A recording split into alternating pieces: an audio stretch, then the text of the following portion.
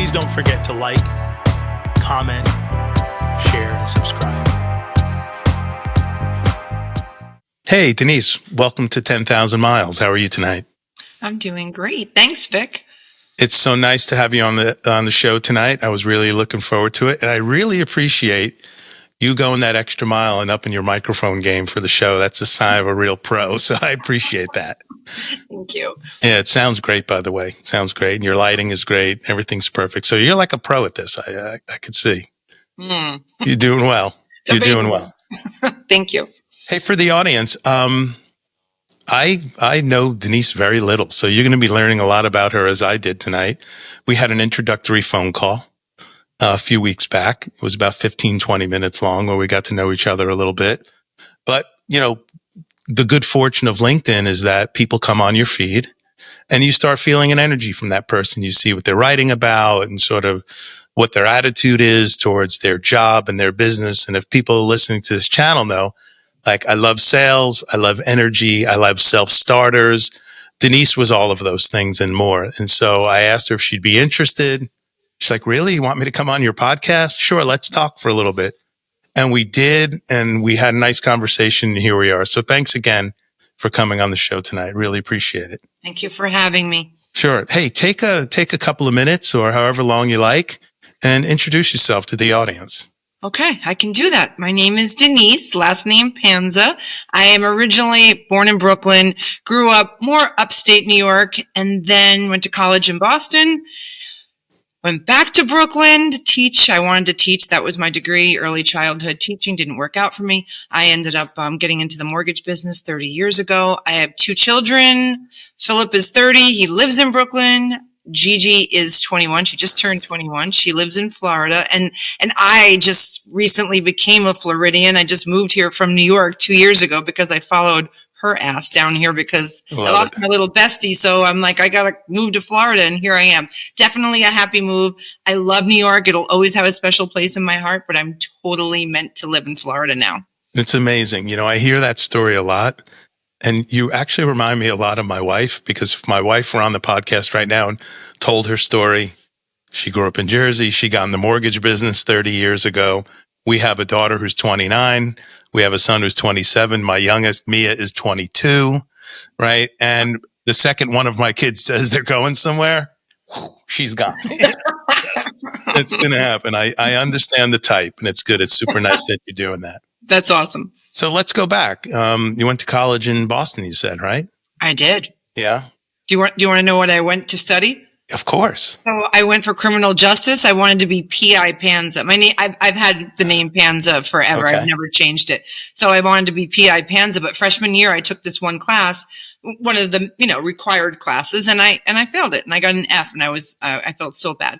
And then I had to take it again sophomore year, right? Because it was a mandatory class, and then I got a D in it. And I thought, okay, this is not cute. I went from an F to a D. And then I thought, if I don't switch gears really quick, because Northeastern is a 5-year school to begin with, right? Because of the co-op. If I don't switch gears really quick, I'm going to be in college for like 7 years. So then I thought, okay, well, I love not so much crime, but I just love, I don't know, there's a piece of it like inner city, that kind of thing. So I thought I'll do teaching, and then I'll teach in the inner city, and I can move back to Brooklyn. Instead of being a private investigator in Brooklyn, I'll just be a school teacher. Mm-hmm. So that's what I did. I finished my degree. I graduated in 5 years, and I got my teaching degree in early childhood, kindergarten through 6th grade. Oh, wow. That's really awesome. Did you go into that profession? So I went to Brooklyn, and I went to hopefully grab a teaching job. But in 1993, dating myself, there was a major teaching freeze in New York, so I could not get a teaching job. Okay. And then I thought, oh God, this really stinks. Let me go back to Boston, because maybe Northeastern, I just gave them 5 years of my life. Maybe they'll hook me up. So I go back to Boston, and I'm substitute teaching. That's it. I got like 2 days a week substitute teaching. I'm like, this isn't going to work. And then Denise got pregnant. Okay. And I wasn't married, and I needed my mom. And so my son's father and we broke up when he was, like 2 months old. I left Boston and went back to New York. Yeah. All right. Hey, I want to go back to P.I. Panza, if you don't mind. Sure. Law enforcement in the family at all? No, not at all. Wow. Nothing. Okay. What made you, did you like the crime shows? Were I you do. okay. That's all I watch, Vic. I don't, I can't even get into like, I don't even have regular TV. I don't have regular cable. I just literally watch every documentary that you can think of. That's all I do. Really? I love documentaries. All the crime documentaries. I'm Really? a killer. I'm a stalker. I just love all that DNA stuff. It's just, Well, nobody gets away with it anymore. That's really the bottom line. If you think you're going to get away with a crime, you practically have to be invisible. You can't breathe. You can't sweat. You can't spit. You can't hold anything. it's so true. Because It's crazy. cameras everywhere, and then these Everywhere. things are phones. Yeah. Did you ever watch how they, and this was cool because it was really pre all the readily available tech, but did you ever watch the story on how they pieced together finding the guy who did the Boston Marathon bombing? That was a really good documentary. Holy cow, that was unbelievable, wasn't it? Oh my God, I loved that one. That was a really good one. I saw that one. That was amazing. Yeah. You know, they literally were going shop owner to shop owner to shop owner and grabbing their local recordings and taking those and then patching these things. I mean, now there are cameras in the streets and they're zooming all over the place, and there are hundreds of thousands of cameras just in Manhattan alone. Right. Hundreds of thousands of cameras. So, you know, like that, the Mangione guy, right? Yes. Yes. They had him all over the place. It was just incredible how they put that together so quick. I love it. I love that stuff. It's just so, I mean, it's kind of like the mortgage business, right? You got to put all the pieces together, and You do. and then all of a sudden you have a loan commitment. Exactly. So you were doing a little substitute teaching, and you're like, okay, got to do something else. Where did it go from there? Then it went from, so then after I was pregnant and had my son, I moved back to New York, and again, big teaching freeze. I did think I was going to get back into teaching, and I was looking for a job, and I could not find one. Then I thought, oh my gosh, I need a job because I have a little person now. And there was a post-closing position in the paper in Brewster, New York, and I grabbed it. I think I was like making, I don't even know, $7 an hour, $8 an hour, post-closer. You just sit there and you're Doc chaser. yeah. Yep. Nothing exciting at all. But I thought, this is not for me. I want to be with the cool kids. I want to do, what the loan officers are doing. Eventually, I worked from post closer to closer, which closers are really cool. Yeah. Not that post closers are not cool. They have a really important piece of the puzzle, but Of course they do. My energy and I can't sit still, so that wasn't going to be a long-term destination for me. And then went from post closer to loan officer. What mortgage companies did you work for? So that my first one was PMC Mortgage. I don't know if you remember back in the day. I do. Bud Bash was like, our spokesperson. Then there was the Money Store. There was like 3 guys on TV. It was 3 mortgage companies on TV. Yeah. And we were one of the ones on TV. Yeah, I remember the Money Store too. I started there. No kidding. Yeah. How long were you there? I was there for 2 years. And then I have to say that, the mortgage business was definitely more like a male-dominated field in the very beginning. Okay. So I think if there was 10 loan officers, for every 10 loan officers, there was 1 female. And I wanted to, after that closing position, I'm like, I want to be a loan officer, but they weren't ready to do that. And then one of my girlfriends left, and she went to a company in Brookfield, Connecticut. And she was like, Denise, the owner said he's going to hire you as a loan officer. I was like, score. I'm Nice. like, I'm going there. So I go and I interview, and he was like, yeah, I'll hire you. I was like, really? I'm like, okay. Didn't realize that his whole company had up and left him and went and opened up their own company. So he had no loan officer. So no wonder why It was a match made in heaven. Yeah, he hired my ass with the You quickness. wanted it and he needed you. Yes. And then I What's the name remember of that company? that was called Fairfield Financial Mortgage. And I was there for like 12 years. No kidding. Yeah, I loved it. So I started out where he gave me like a tiny base and then a small commission because I was a single mom. I went to school to be a first grade teacher. I don't know anything about commission, sales. I don't like rejection. I just want to, educate people and help people. That's what we do, right? Yeah. That's what I wanted to do. And then he gave me like a small base and a commission. And then at one point, I remember very soon after I started, I remember him calling me into his office, and he was like, "Hey, you know that paycheck you thought you were getting on Friday? Yeah, you're 100% commission." And I was like, "Oh, SHIT, that really sucks." Yeah. And then I thought, okay, but I love this, and I just have to I'm either going to suck it up and I'm going to just dive in and I'm going to figure this out, or what am I going to do? Go back to being, a closer or a post closer? So I'm like, okay, I will do it. And that was, I don't know, I think my son was like 2 years old, and my son is 30 now. So I've been 100% commission for a long ass time. Amazing. I cut my teeth in technology in the mortgage business, and it was 97. Maybe it was late 96, early 97. Okay. And I started working for a bunch of guys that had a net branching operation. It was called IV Mortgage, IVY. We were up in the Boston area, and we were, we were all over the place. 5 branches, 10, 20, 30, 40, 125. We were popping these net branches all over the place. We had consumer direct. We started getting into broker. But when we got into broker, you know what I really realized there? What? The ladies ruled. Really? If you were an account exec and you're in the broker side of the business, the ladies were driving the bus. Yes, that's true. Big time. And my gosh, Vic, that is so true, because I true. Yeah, I can remember now I remember their names, Natalie, Sue. I mean, we were Patty. They were all the women doing the AE stuff. The women were doing the AE stuff. My wife was in AE for like about a hot minute and realized she just wasn't into sales. She was like an underwriting supervisor. Okay. So she actually got me into this company, and that's how my tech career started, and everything sort of built from there. But I just, I want to say this in a way I hope you can appreciate.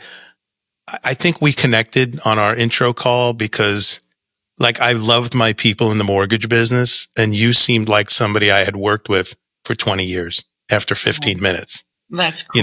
The mortgage business was a special place for me. I really loved it. I love the people.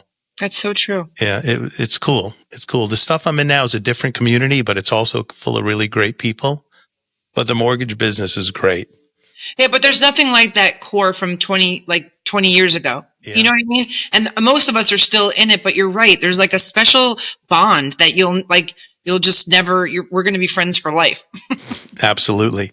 Hey, tell me about your sales journey, because you said a couple of things. I made some mental notes here about you not being good with rejection. So let's just stand on that one for a little bit.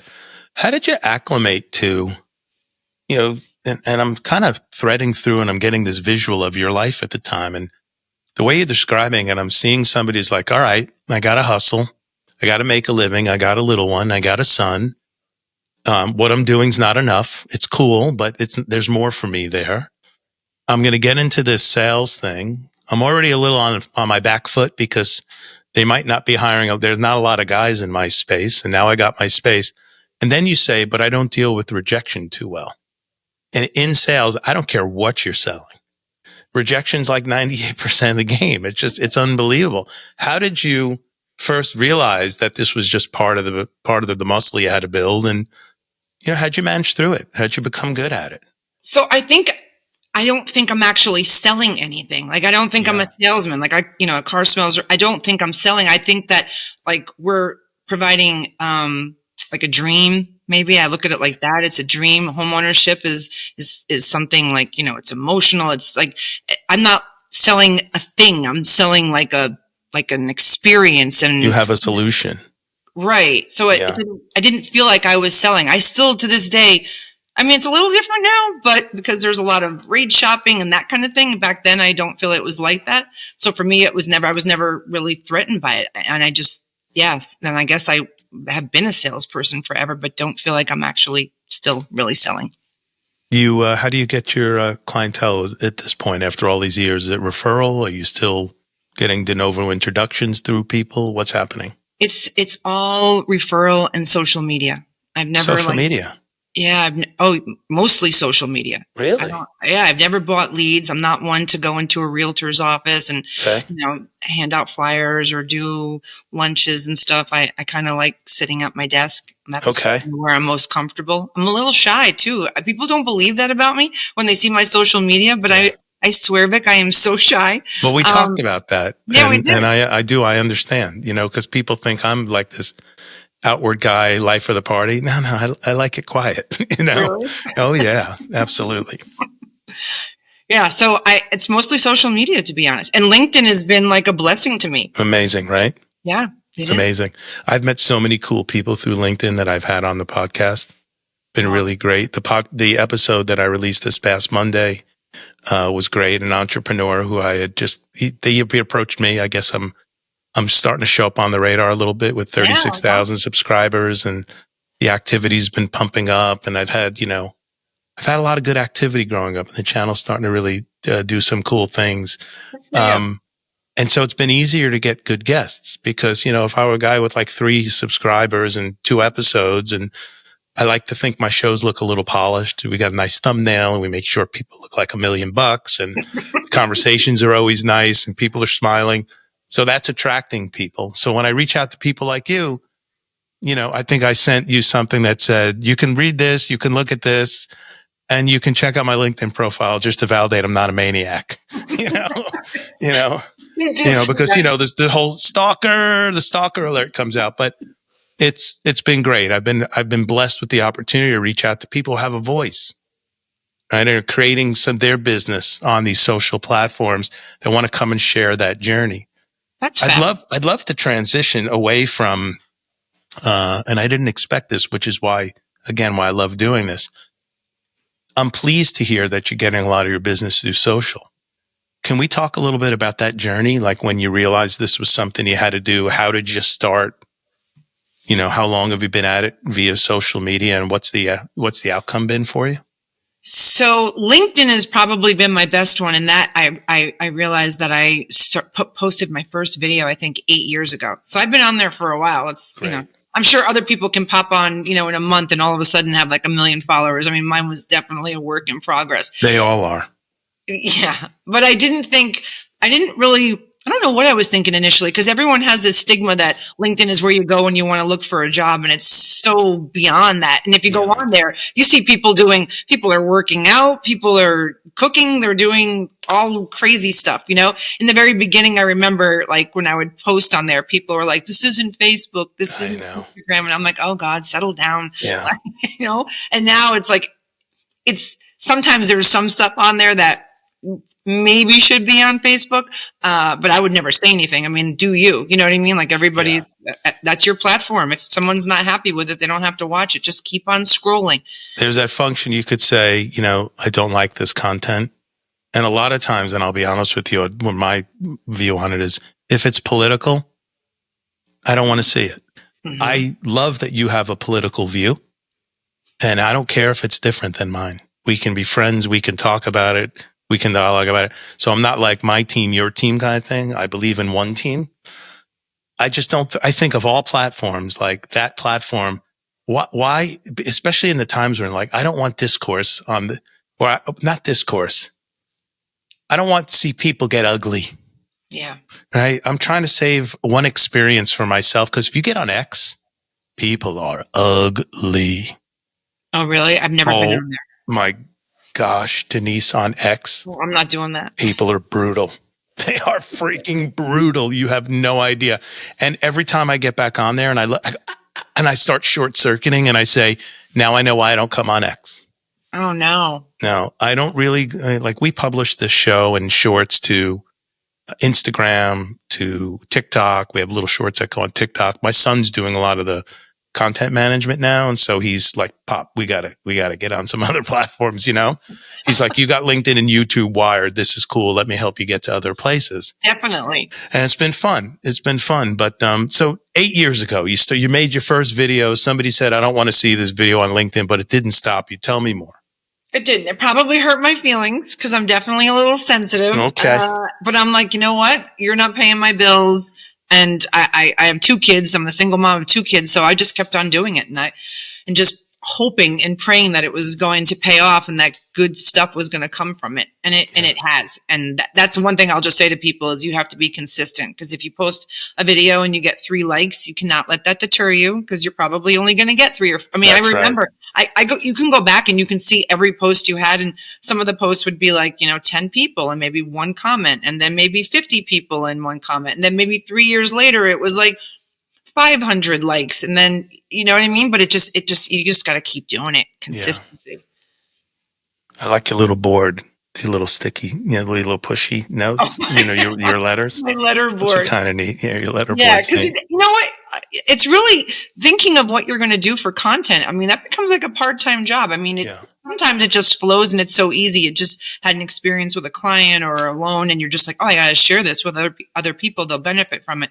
But sometimes you're like, wait a minute, what should I talk about today? Like, because you don't want to drive people crazy like Denise. It's all you talk about is mortgages, or all you talk about is going boating or drinking wine. Yeah. I mean? And so they want to get to know you. They do. I mean, people do business with people they like and trust. It's so and true. They'll never like and trust you if they don't really get to know you. Right. So I would say that I'm definitely, I'm an open book on there, maybe more so than, some people are like, damn, I know your whole life. And I'm like, what I got to lose, just, I'm a 54-year-old single mom living in Naples, Florida. I got a lot of free time. I'm an empty nester. So why not put myself out there? It's good stuff. Let's see what happens. Yeah. Why not see what happans? That's great. So you start posting, like, how long did it really take for you? When did you get your first client interaction on LinkedIn? I'm sure it was probably a good year in. Okay. I feel like the last 4 years are when I'm actually reaping the benefits of it. Where people say, "Hey, Denise, my wife and I want to buy a house in Georgia. Can you help us?" Or Denise, I'm doing I'm buying a second home in Florida. Can you help me? And that kind of thing. Love it. I freaking love it. I'm so excited for you. I know. Thank you. So am I. People are so kind, and it's been a blessing. I feel very fortunate. It's funny you mention a year, because I think I don't know if I told you the story about why I started the podcast. I have a friend who's been podcasting for about 15, 16 years. Actually, he's been podcasting since before there was podcasting. He's the actual co-inventor of actual podcasting. His name is Adam Curry. Adam is a friend of mine. He's the former MTV VJ. Yes. But he was actually called by Steve Jobs right before the iPod was being released, because he was recording shows, putting them on this thing that they used to call the Mac Drive, and letting people subscribe to this location and listen to his DJ shows, right? It was a radio show. And when Jobs got wind of what he was doing, he's like, man, it's pretty interesting. We gotta meet this guy. Well, it wasn't called podcasting at the time. He's been a radio guy since he's 15, 16 years old, ham operator, into, media and whatnot. And Jobs said, hey, I want to build radios for you, Adam. I want you to have your voice on all these devices. Well, it was ahead of its time, because the internet wasn't what it was. So your ability to download these shows wasn't real time. You can't stream them like you can today. You had to dock your thing and then wait overnight, and they'd come and you could listen to a show the next day. Only when bandwidth really kicked up did things really, let's say 3 and 4G were just a game changer for podcasting. But Adam's had this show for 15 years called No Agenda. And he always would say to me, I don't know why you don't have a podcast. Like, what the heck are you doing? I'm like, Adam, what am I going to do? He's like, dude, talk to your friends, and then you're going to make more friends. He goes, you're an easy guy to talk to. He goes, you know a lot of people. You're a big study of, self-improvement. You like, energized self-starter people. Like, leave clues for people. So I decided I was going to do it. And I only decided I was going to do it when I knew I was really going to stick with it. And I knew that it was going to take a year, 52 episodes, 1 episode every single week, like clockwork. I needed to commit to the consistency, to improving the format, to getting the lighting better, to getting the audio better, to like reaching out and spending a little time trying to meet new people. Like, I didn't know you, right? We had never had a conversation before, but I had to put myself out there too. And I had to be bold. I had to come out and say, hey, I'm creating something. Would you like to be a part of it? Right. And these are people you've got, good follower base on on LinkedIn. That's valuable, not only to you personally, but it's valuable to other people. And I'd be lying if I didn't say that when I saw your content and your engagement, that also that the amount of people that you've attracted it was attractive to me as well, because I think my platform could help you, your platform could help me. And in that we could have a nice conversation. But I knew it was going to take a year for that to happen. So I had to grind. 10 listens, 20 listens, 150 listens. Holy shit, that got 1,000 listens. Holy shit, that got 1,500 listens, right? And on and on. I think my top listened episode now is just under 60,000. That's amazing. Right. And I'm hitting the one that I released on Monday is already at 33,000. So these things are, it's going. And now I'm starting to get some inbound where people are calling me, I tell this story, not tell people what I've done or accomplished, because I'm a long way away from being where I'd like to be and the fun I'm having with this, but you have to commit. And so you are the prime example. And when you telling that story, it got me to replay in my mind. Wow, she's exactly right.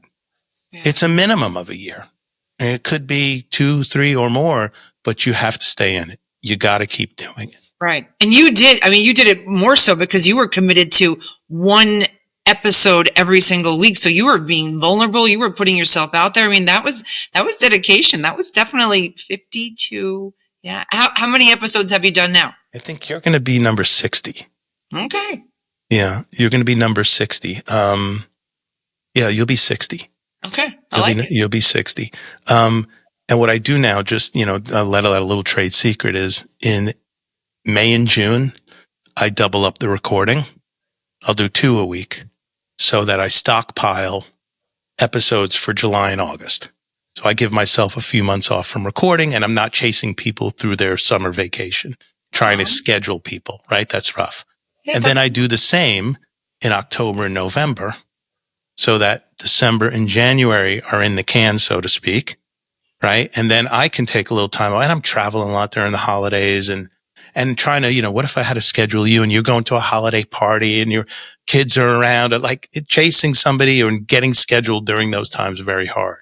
That's so smart. I learned early last year that I got to work hard few months a year to make the other months easy. So 4 months hard, 4 months easy.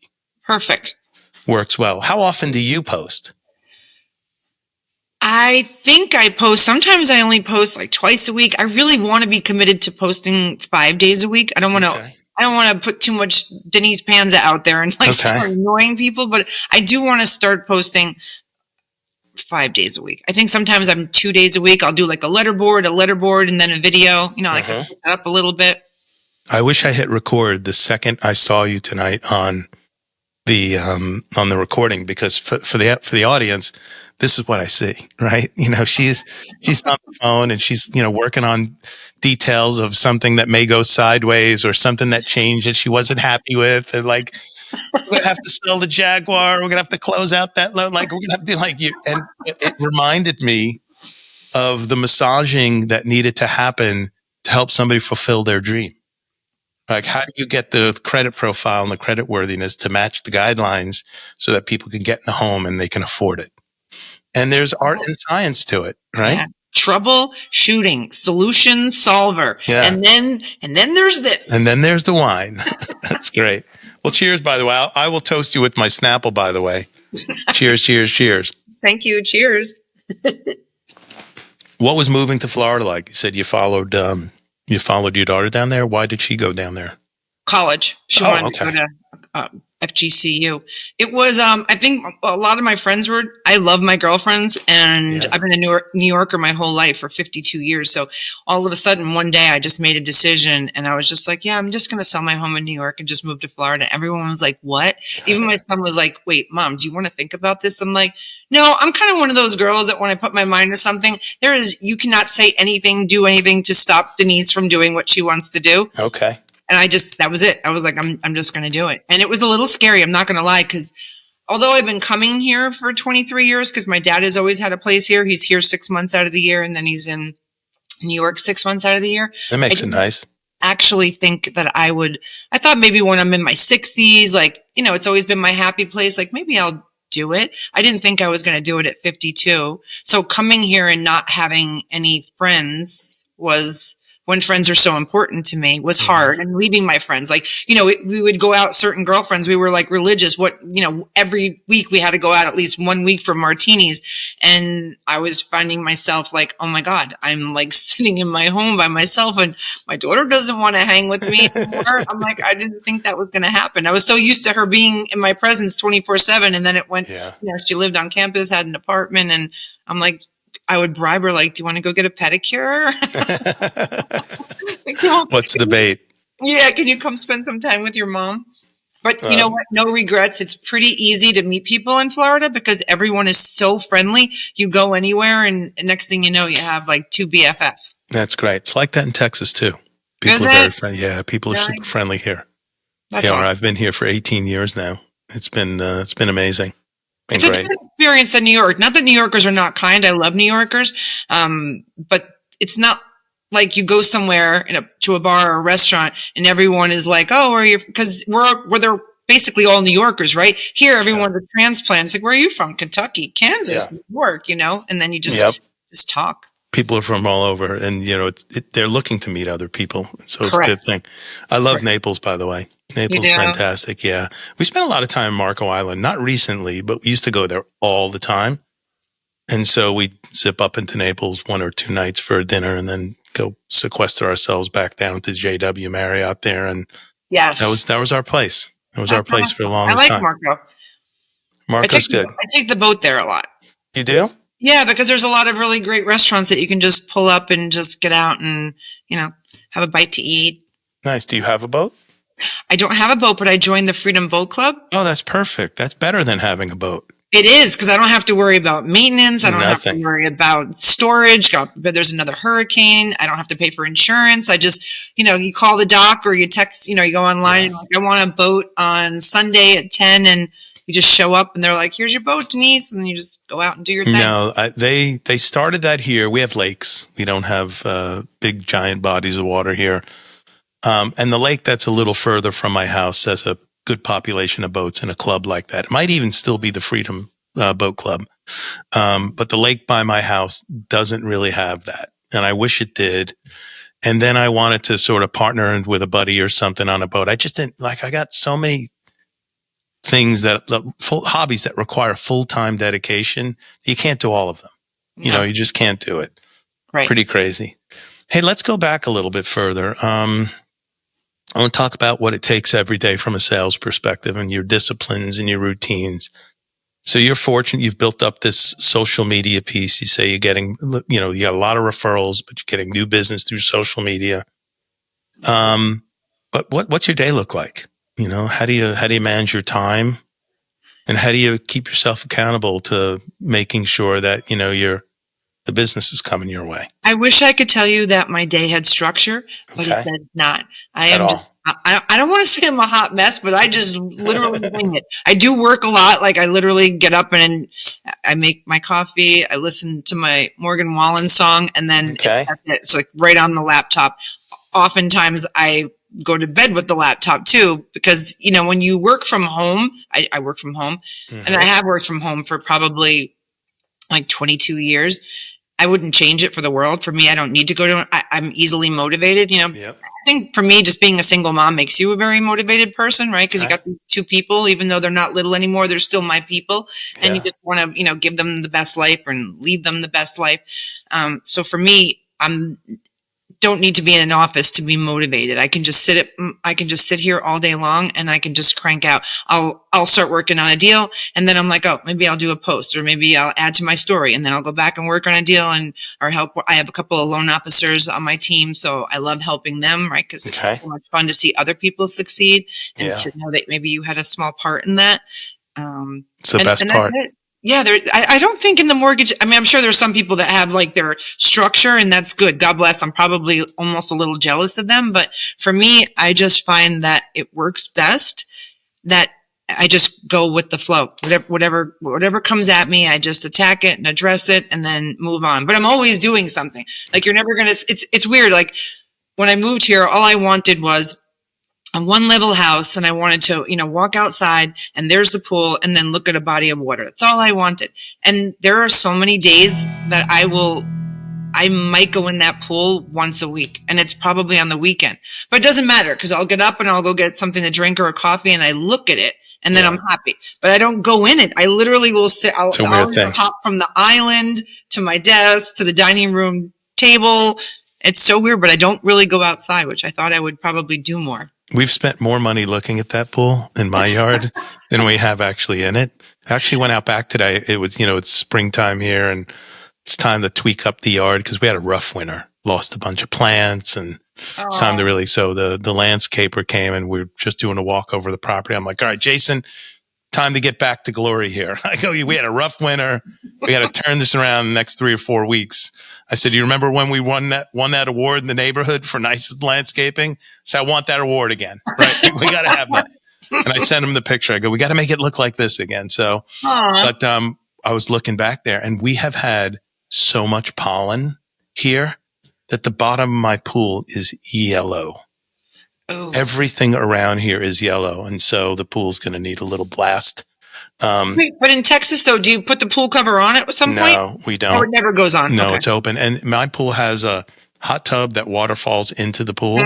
So all winter, I put the hot tub on a schedule. And so I wake up and it's 103 degrees and go out there in the robe and,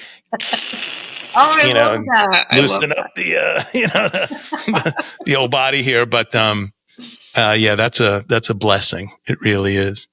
And now I've just joined a new gym called Lifetime Fitness. I don't know if you have those in Florida. I have one mile from my house. Is that the one that's open all the time? No, not open 24/7, right? No, that's Anytime Fitness. Right. Lifetime is like a circus. It's big, not like a circus.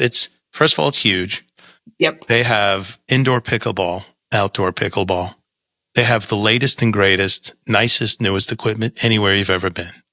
They have classes, Pilates, yoga, they have another thing that it's like a CrossFit, but they call it something else. There's a spa in the gym. There's a salon in the gym. There's a restaurant in the gym. There's a work area. So if I wanted to go work out, but I had a call and maybe I was doing a little bit longer workout that day, I can take my laptop out of my bag, go in the cafe or go in the work area, pop it up, get on the Wi-Fi, throw on the old baseball hat, do a call or two, especially if it's internal, if it's not customer facing, and get back to the workout or spend the rest of the day there. Then they have a recovery area where you go in the recovery area. They have these hydro massage tables. So you sit in this thing. It's like in a zero gravity position and water is shooting. It's incredible. It's like a playground for adults, like a Chuck E. Cheese for adults. And it's exactly what it's like. It's Chuck E. Cheese for adults. And then at the end, not only in the men's, but also in the ladies' locker room, steam room and sauna. And they are toasty, warm, hot. Talk about like warmth right to your bones. Eucalyptus in the steam room, dry heat in the sauna. I'm a big Canyon Ranch guy in Vegas. So, I'm very metrosexual when it comes to treating myself well.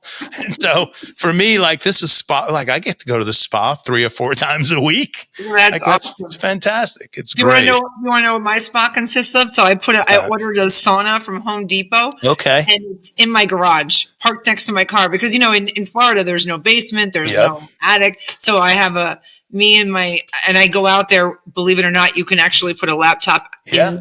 So I actually work in there. I bring the phone in there. At some point, my phone will tell me it's overheating. It's too hot. Whatever. I'm getting work done. My business partner did exactly the same thing. He's got a place in Jersey. He's got a place down in Lakewood Ranch in Florida. And he's got a sauna in each place. And he said sauna's going to extend his life at least 7 years. He's convinced of it. That's what they say. That's why I bought it. They say it decreases your risk of dementia and Alzheimer's and heart conditions. And I'm like, okay, whatever I got to do. Good. It's a good time. Yeah. I want to ratchet you back a little bit. I think we skipped through some of your earlier years, and we didn't even get to like the Denise, through high school kind of thing. And what were you like back then? Did you kind of was this your personality for your whole life? This is something that developed? Like, tell me about that. I was really shy. I was Okay. chubby in high school. I used to get picked on by the boys. Full Aw. disclosure, they used to call me Eagle Beak. I did have No. my dad did let me get a rhinoplasty surgery. Okay.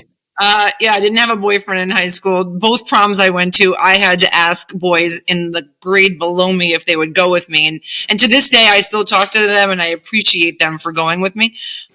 You're getting revenge at the high school reunion. Trust me. Okay.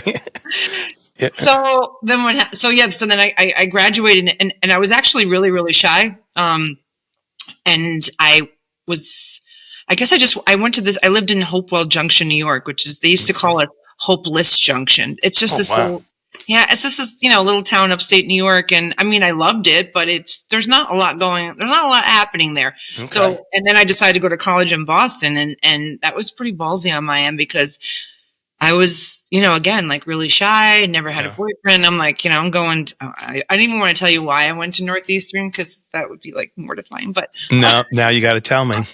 Okay. Now I actually just recently told my father this. Did you follow a guy there? No.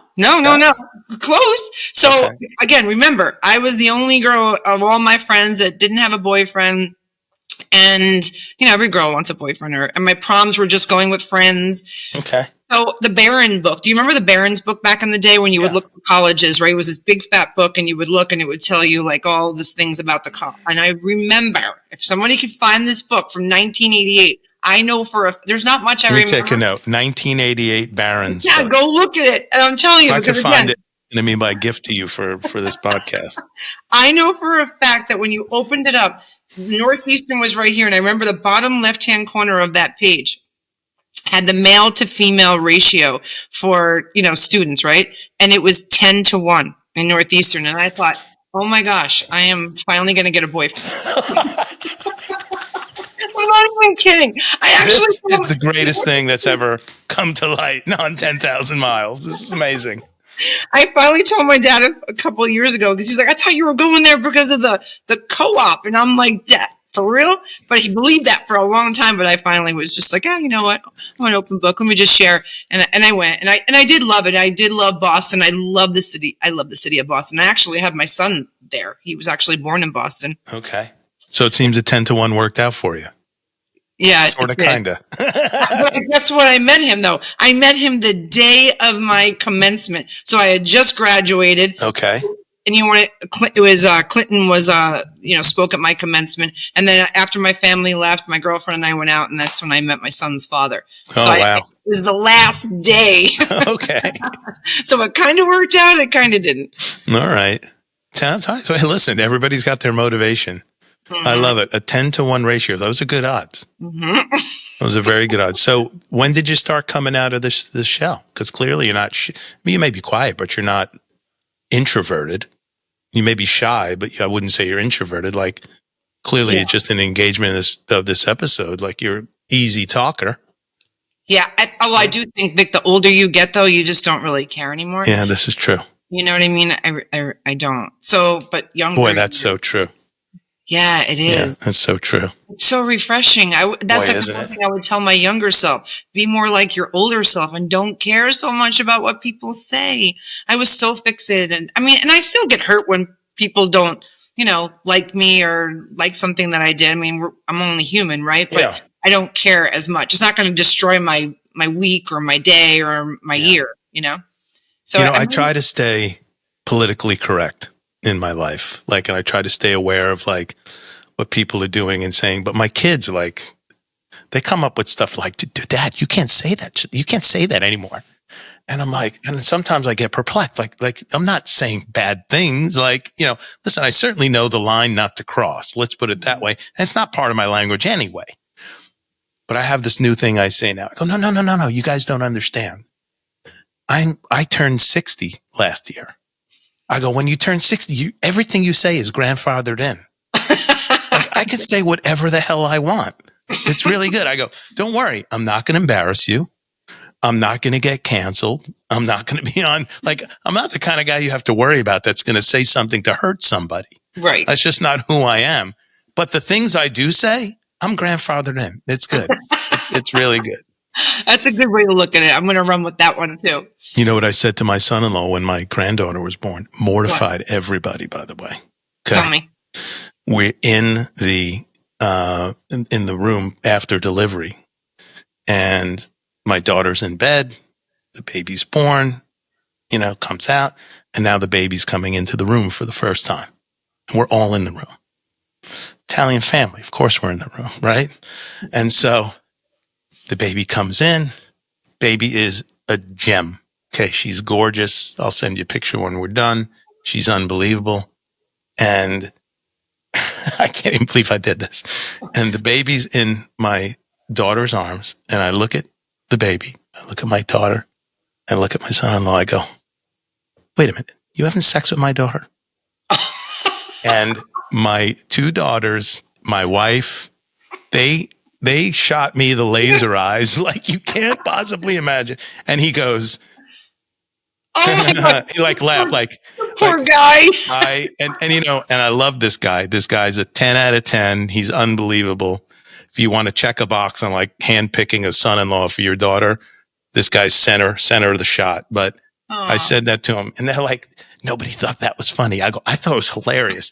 And then I tell it to my friends, and they're all dying laughing. They think it's the greatest thing they've ever heard. And they're like, of course your friends think that's funny.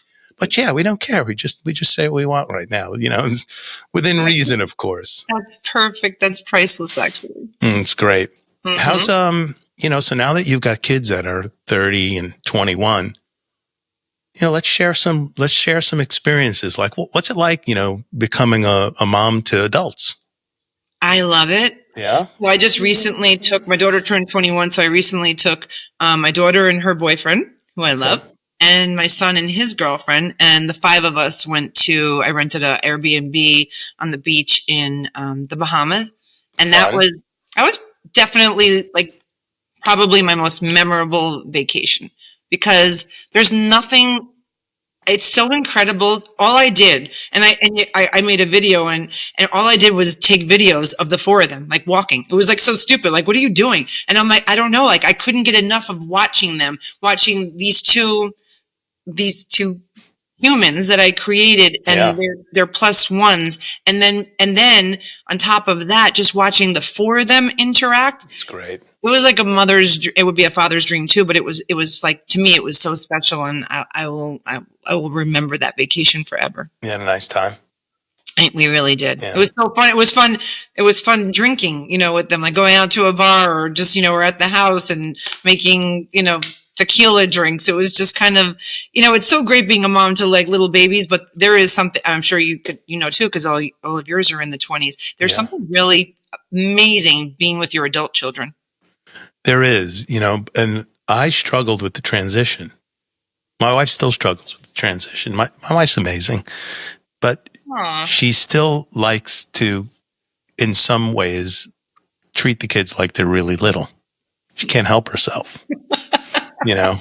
I off episode, I'll tell you what I tell her what she does for my son, but it has a lot to do with baby powder. But let's leave it right there. But and my son's amazing. If you met my son and saw the way he treated my wife, you'd be like, "Where's my daughter? She's got to marry your son." He's unbelievable. Aww. But the transition of us, with our oldest, we were very don't drink at home, or don't drink, no alcohol. May of senior year of high school, my wife and I looked at each other. We went, "Oh shit, we're screwed." Taylor's going to college in 2 months. She's 5'1", 110 pounds, and doesn't have any experience with alcohol. We are sending her to the wolves. And so we start introducing margaritas and things in the house. And of course, she went to school and had an experience where she drank too much, and she learned her lesson. And she's like, okay, I'm the designated driver. Aww. And then, so we started understanding that and watching, and really, letting them fail sometimes is difficult. Letting them make decisions. And it's fun to watch my daughter and my son-in-law now as they're buying their first home and they're getting ready to close. My wife's been in the mortgage business for 1 million years. She's not been in it for 1 million, but she was in it for 1 million. She got introduced to her dad when she was 17 years old. Same. setup, processing, underwriting, closing, account exec, like, really knows the mortgage business. You think they'd ask her for a little, pointer? No. Okay. And she's been in real estate. And so we've bought and sold a number of homes over the years, moved state to state.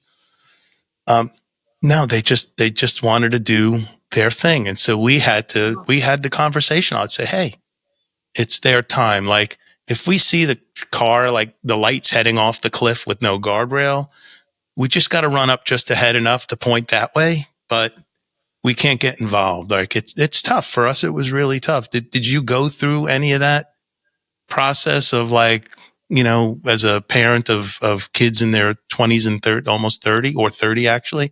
Did you experience any of that? Okay, so if they didn't use me for their mortgage, I would definitely. Yeah, well, then that would be different, right? I get that. I would definitely. That wouldn't be pretty. But are we talking about just that itself, about the mortgage? No, just in general about, like, you become letting them be adults. I definitely struggle with that. So I'm probably like your wife.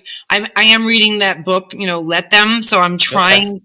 So I'm trying to be that mom. But usually it's like, Phil, we got to do the tax returns. Your taxes are due. We got to get, send mom your W-2. And he's 30 years old. Like, he's like, same here. Mom, you know what I mean? But I'm like, yeah, I still, although I will say yesterday was really special because Gigi's 21 and she called me and she's like, Mom, I just want to let you know the windshield, on the Jeep is cracked. I'm already on the phone with Safe Light. They're coming. Nice. And I literally could show you the text. And I was like, wait, you handled this? And I was like, a part of me was like, you don't need my help. And a part of me was like, yeah, I don't have to do anything. Like, they're really coming. Like, what time, tomorrow, what location? You called State Farm. It's good. I mean, I did a little bit of that, but I was also like, I wrote her and I said, I'm so proud of you. Like, that's amazing. My wife's name is Chris. And I told him, you're a control freak. Let go. Stop. You can't turn all the knobs. I know. Let it go. You can't turn all the knobs all the time. And I wait until the car's about to get off the cliff. And then I dive through the side window and I yank the wheel. Like, that's just what guys do, right? But my wife she just talked to my son about filing his taxes. Did he do it? Get online, No, I'm like, Chris, we're there before they even pull out of the driveway. You're there at the last minute. We're there like, they didn't even pull out of the driveway. And we're like, no, do this. Yeah. And my youngest one, she's done with her taxes. She's 22. She did it all in TurboTax or something like that. Wow. Oh, Mia was unbelievable. Denise, Mia, my little one, 3rd grade. Okay, 3rd grade. You'd walk in the room. She'd be like, hello? How's 3:00 on Thursday? Yeah. And we'd be like, who are you talking to? What are you doing? I need a haircut. I'm making an appointment. Mom, is 3:00 okay on Thursday? She's on the phone with the salon. Third grade. And we're like, 3:00's fine. It's like, she was very precocious. See what that child does in her life. Oh, man. She's in Manhattan right now with her boyfriend. They live there? No, they're there on a vacation. We're going to Manhattan. See, this is also like the difference between the oldest and the youngest. My oldest at 21 was 22, just turned 22, going to go a week with her boyfriend someplace. I'd be like, what are you, crazy? Are you out of your mind? And now this one, I'm like, they're going to Manhattan. It's like, but she was adult about it. She's like, hey, Dad, what do you think people do at college when they're not living at home? Not me, she said, not me. But like, what do you think people are doing? I'm like, oh, shut up. Just get away from me. I don't want to know any of this stuff. It's horrible. It's horrible. Hey, let's transition to the mortgage business a little bit. You mind? Sure. How's it going? It's going well. Yeah. It is. The rates the last couple of days are a little stressful, a little volatile. Yeah. But people are always going to buy houses. People always need to pull equity out. People always divorces, whatever that may be. So I'm not mad at it. I love it. The business is good. It is good. I mean, could it be better? Of course it could be better. Of course. It could be, during, COVID mortgages time, but it's still fine. I do know that, like, I think last year, some 40% of loan officers didn't renew their licenses. Yeah. It's been a lot. You have to be a good loan officer. There was a time when I first started in the business that you were a glorified order taker. You know, Okay. we had guys we were hiring. This one's a farmer. This one's a barber. And all of a sudden you could be a mortgage person making six figures. You know what I mean? Okay. Now Yeah. you actually have to know what you're doing. You know what I mean? Because remember Yeah. back then it was, hi, my name is Bob. I work at, Taco Bell. I make, $6 an hour. I want to buy a $500,000 home. And, people would be like, all right, Bob, where do you find right here? And those programs don't exist anymore. It was a crazy time back in the day. So you just have to know what you're doing and you have to be good at it and as long as you are, you're going to do fine. What makes people good at it? Caring, I think. Okay. I think knowing your products is huge, right? Knowing the guidelines, and really caring about what's best for the client. You know what I mean? And just wanting to help them, I think makes a really, really good loan officer. Being, on top of your game. Do you have realtor relationships? I do. Yeah. Yeah. How do those work out for you? What percentage of your business come through realtor relationships? I should know this. I mean, I get a lot from realtors. Okay. The cool thing is that a lot of the realtors that I work with and that, I'd like to think they only give me their business. I've never even met them because I don't even think I don't think, I mean, I get it that some relationships you can, create them and build them by, doing things with them and interacting with them on a regular basis. But I think at the end of the day, if you just do right by the client and your SHIT, I don't think realtors really care if you, take them out to lunch or, I just think at the end of the they should just want the end result to be my borrower wants to buy this house. Are you going to make it happen smoothly, efficiently? Are they going to have a great, pleasant experience? And as long as you do that, then they're going to be your besties. I agree. That's what realtors want. Realtors want to sell a home and they want it to close. Right? They want to sell a home. They work hard. They do. I have a friend whose wife's realtor. Pardon me. I brought home the Vegas crud, by the way, a couple weeks ago. Oh, no. And I'm at the tail end of it. I went to a conference in Vegas from the, what date was that? 23rd through the 27th. And so last week, I was so sick.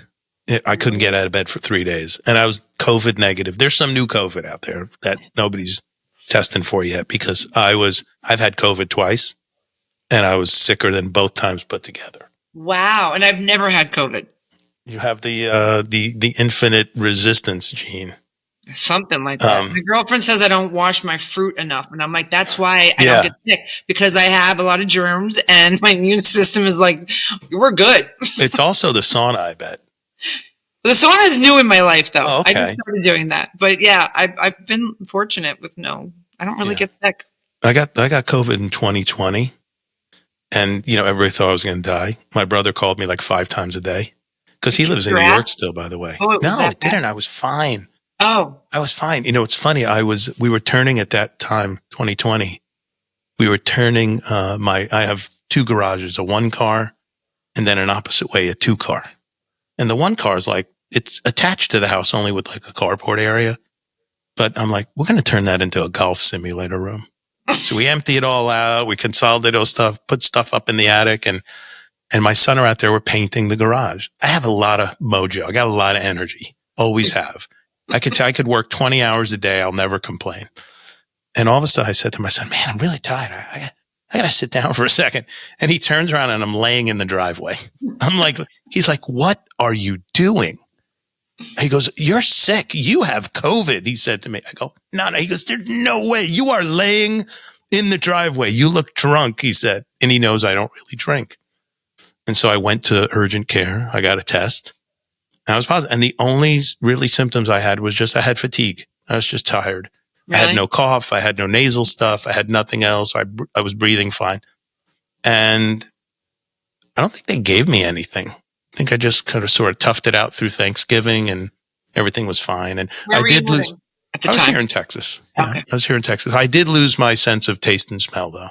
Did you? I did. But the cool thing about losing your sense of taste, when it came back, I became a coffee lover.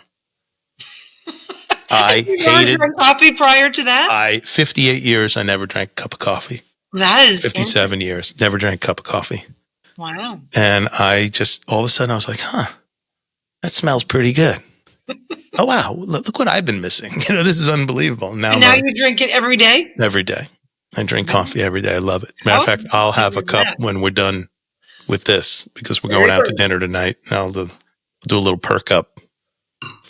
No, that's interesting. It'll be good. And then, they came back, and my sense of smell is, it's never, I used to be like, what was that toucan Sam, that bird who could smell things from a mile away? Mm-hmm. I used to be able to smell the smallest stuff. Like, if there was like some weird smell, I'd follow it, track it like a hound, a bloodhound. And it's a little, no, not so much. Not so much. I still, I could still smell things, but not like that. And then I had it last summer. I drove to New Jersey for 3 weeks. We rented, had a rental for 3 weeks, on the Jersey Shore. Oh, fun. And, I drove there. My wife flew. And I'm driving. I want my car. I'm not renting 2 cars. And I want to be able to go wherever I want to go. I don't want to share cars. I'm driving my car. So I did one day from Texas to Knoxville, and then Knoxville to Jersey. It was so easy. I had such a good time between podcasts and talking on the phone and taking meetings from the car. It went so fast. Wait, you were all by yourself too? I was by myself. I was completely by myself. It was great. My daughter and I, when she came to college, we literally got in her Jeep and we left at 4:00 in the morning, and we got to Florida at 3:00 in the morning. The 2 of us did it straight through. Wow. Yeah. You just switch back and forth? We just switched back and forth. I did a lot of the driving, just because I was nervous. But I will tell you this. So I drove from 4:00 in the morning. I'm like, just go to CPG. I drove for 5 hours. Then she drove for 2, and then I drove for 3, and then she drove for 2. And then the last 3 hours was the roughest part when we got into Florida. I'm like, gee, I think we need to get a hotel. Mom can't keep her eyes open anymore. She's like, no, Mom, we got this. And I'm like, no, gee, I think we should. She's like, Mom, I got it. She drove She drove from 1, 2, 3 o'clock in the morning. Wow. And she did it. I was like, wow. She's like, no, let's just get there and just go to bed and just sleep all day. I'm like, okay, if you think you can do it. Yeah. Well, on the way back, my son had come for a week, and he's like, Dad, I'm going to stay a little bit longer. Like, okay, stay a little bit longer. He had a laptop. He could work remotely. And so I said, well, if you're going to stay long, you might as well drive back with me so I don't have to drive home myself. He said, well, what do I do with my flight? I go, just burn it. Don't worry about it. I said, we already paid for the round trip. Just don't get on the flight. Okay, fine. And so we leave. We were supposed to leave on a Saturday. No, sorry. We were supposed to leave on a Sunday, and we were going to drive Sunday and Monday. But I had a friend who passed away, and his service was going to be on Monday. So I'm like, we got to leave Saturday. 54, 55 years old, perfectly healthy. Had this weird freak thing, they call it it basically his aorta detached from his heart. It was crazy. So crazy. So sad. So sad. So sad. But anyway, so I'm like, we have to leave a day early. Well, Thursday, I start feeling a little weird. Friday, so Friday night, I take COVID tests. They're negative. I'm like, okay, we're going. We get in the car Saturday morning. We leave at 6 in the morning. Boom, 12, 13 hours to Knoxville. And by the time we get there, I am freaking sick. Oh, no. And I said, stop at Walgreens. I got to get a COVID test. And I test, and I'm positive. Like, son of a gun. And so I'm like, dude, I am so sorry. And he goes, I'm not going to get sick. Don't worry. My son's like you. He's resistant to it.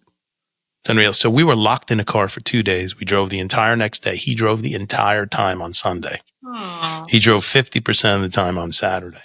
That's and he did not get sick. And then I was on my keister for about 3 days. That was about it. But it went away quick. I got what was that drug called? I forget. Makes things go away very quick. That drug works, whatever it's called now. Plovaxid or something like that. I forget what it is. That's really good. Hey, I want to end back on the mortgage stuff a little bit, if you don't mind. If somebody were about to get into this business and be in sales, and specifically in the mortgage business, how does somebody get started? And what kind of feedback or advice would you have for them? You have to put yourself out there. I do have, one loan officer that's brand new.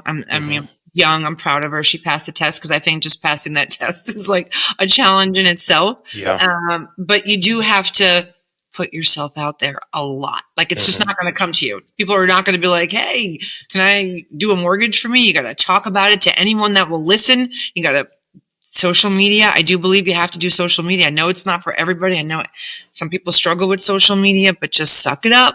Yeah. And just do it. Otherwise, you're going to have to go to every networking event on the planet and just schmooze with the best of them. Yeah, I mean, you got to hustle. You have to put yourself out there. It's not like back in the day where the phone just blows up all day long, especially with these rates, Vic, because people are not like, wanting to buy like every day of the week. And the refi boom is not here, so. Correct. Yeah, that's easy pickings when, people are at 6.5 and they're at 3 again, right? Everybody's coming out of the woodwork. Right. But how long should people give themselves to and how should they measure their success along the way? Well, they definitely can't get discouraged if they don't close a loan their first month or even their second month or even their third month. I mean, when you're coming out of the gate and you've never done a mortgage before, I mean, it's going to be, you have a disadvantage over the next guy who might even be struggling because he's in the business for years because you've never done a loan before. You know what I mean? And I feel like once a loan officer gets that first one under their belt, then it's like it's on, right? Because then you taste it, like what you're like, oh my gosh, this was exciting. What you just did for the borrower, you made your realtor happy, and then you just you go crazy, and I think that's what they need to do. Just close that first loan, just stick it out until you get that first one closed. Maybe the second one, maybe even the third, and then it's on. What states can you close a loan in? There's 15 of them. I don't even know if I can do it. Yeah. That's okay. You don't have to recite them, but I want you to, when we're done here, I want you to send me the states. Okay. Because I'm going to put it in the description of the episode along with your bio and background. Thank you. Because for folks who are interested and want a good, reliable, experienced, personable, passionate mortgage person, they now have a person. They have their person that can be you. Thanks. It's good. Hey, this is a good time for us to wrap. I had a great conversation tonight. This was a lot of fun. I really appreciate getting to know more about you. It was a lot of fun. And the fact that you went 10-1, you're my hero. I mean, that's, I can't believe I shared that. You're like, all right, this is why I went to that college. I'm wondering now if my kids are probably not going to appreciate this episode. They're going to love it. They're going to go, Mom knows what she wants and she goes for it. That's what they're going to say. So, hey, kids, if you're questioning your mom's incentive, that's like a strong decision right there. Okay. This is great. Right. I love it. Thank you so much for having me, though. I actually had a lot of fun. This was a good time. I really appreciate it. Please don't forget to like, comment, share, and subscribe.